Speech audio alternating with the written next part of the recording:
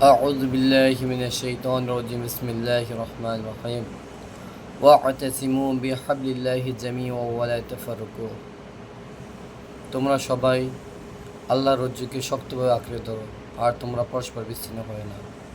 সূরা আল ইমরান 103 নম্বর আয়াত। মহান রব্বুল আলামিন তিনি কোরআন কারীমের ভিতরে আমাদের সুস্পষ্টভাবে বলতেছেন যে আমাদের জীবনটা হবে সংঘবদ্ধভাবে, বিচ্ছিন্নভাবে নয়। বিচ্ছিন্নভাবে যদি জীবনযাপন করি তাহলে আমাদের কি শয়তান খুব সহজেই প্ররোচনা দিয়ে খারাপ কাজে আমাদের খুব সুন্দরভাবে কি লিপিবদ্ধ করতে পারবে।